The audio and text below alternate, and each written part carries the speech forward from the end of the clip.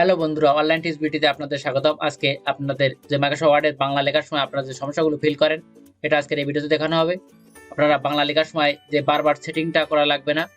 আপনারা এখানে বাংলা লেখার সময় এখানে এই যে শতনী এমজে এখানে সেট করেন, এখানে সেট করার পর এখানে 16 দেন বা আপনার সাইজ অনুযায়ী এখানে সেট করেন, কিন্তু এটা বারবার সেট করা লাগে।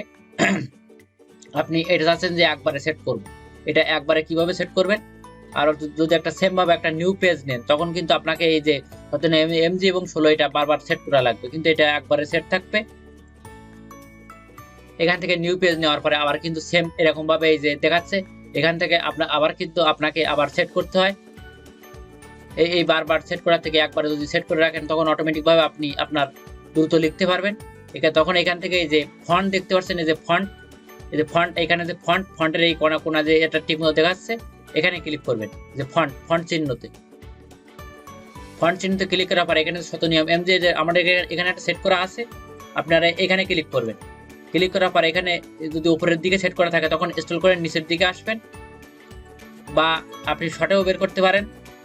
আর এখানে আপনি শর্টকাটও আনতে পারবেন। কন্ট্রোল-D যদি প্রেস করেন, তখন এটা অপশনটা চালু হয়ে যাবে।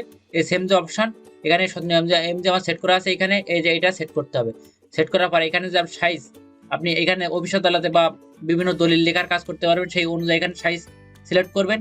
আর আমি এখানে 16 দিয়েই সিলেক্ট করছি, আর এখানে SutonnyMj এটা। আর আপনি যদি এটা সেট করে রাখেন, আপনার কম্পিউটার অন অফ বা যখন লিখবেন বা নতুন কোনো পেজ নেবেন, সেম কিন্তু এরকম ভাবে শো করবে।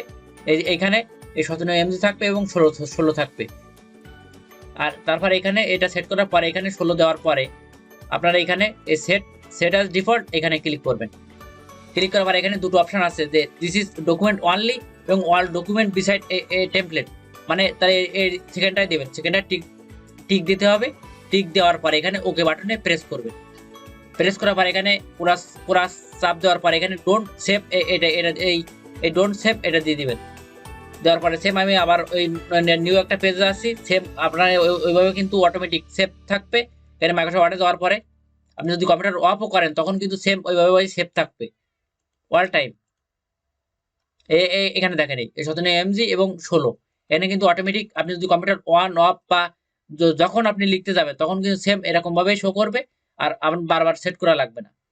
আমার ভিডিও যদি ভালো লাগে থাকে, please like, comment, share, subscribe করবেন।